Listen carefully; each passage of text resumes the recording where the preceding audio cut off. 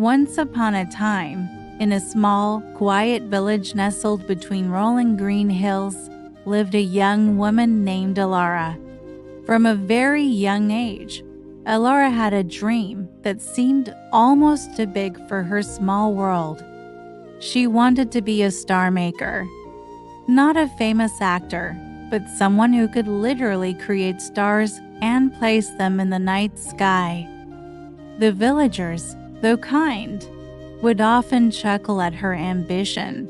"Stars are born from cosmic dust, my dear," the old baker would say, "not from a young girl's hands."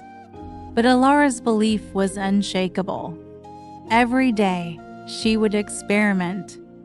She tried to weave sunbeams together with silver thread. She tried to mold clay mixed with morning dew.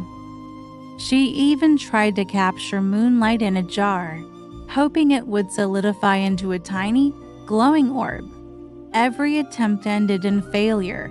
Her workshop was filled with dusty jars of failed moonlight and tangled messes of sun-bleached thread. The whispers in the village grew louder. "Poor, dear Elara," they'd say, chasing an impossible dream. There were days when the weight of her failures felt heavier than the mountains surrounding her village. She would look at her hands, stained with clay and pricked by needles, and wonder if everyone was right. Maybe she was just a foolish girl with a foolish dream. On one particularly dark evening, after another failed experiment, she slumped onto her workshop floor, tears welling in her eyes.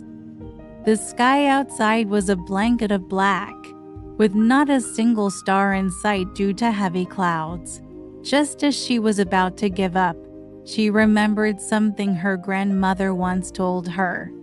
"The brightest stars don't just appear, Elara. They are born from the most intense pressure and heat. They collapse before they shine." Elara looked at her messy workshop, at the remnants of her countless attempts. Each one wasn't just a failure. It was a lesson. It was pressure. It was heat. With a newfound fire in her eyes, she didn't try to create a star from magic or moonlight. Instead, she picked up a piece of charcoal and a blank sheet of paper. She began to draw. She drew the story of a girl who wanted to make stars. She drew her hopes, her failures, her moments of doubt, and the flicker of resilience that refused to die. She filled pages and pages, not with starlight, but with stories. When she finished, she didn't have a glowing orb to hang in the sky.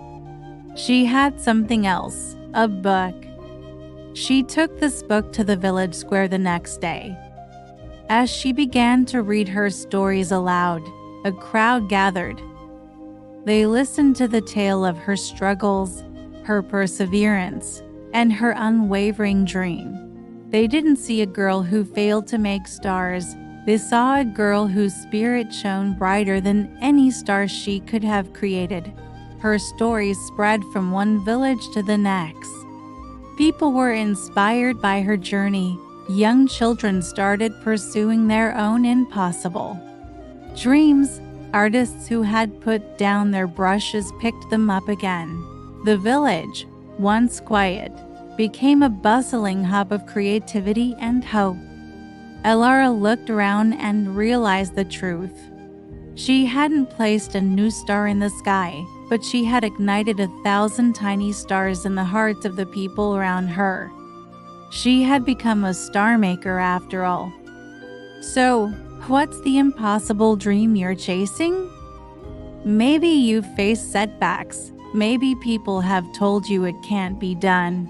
Remember, Elara, every attempt, every failure is not the end. It's the pressure, the heat, that's forging your own unique star. Your journey, your story, has the power to inspire, to ignite something in others. You don't need to change the entire world to be a star maker.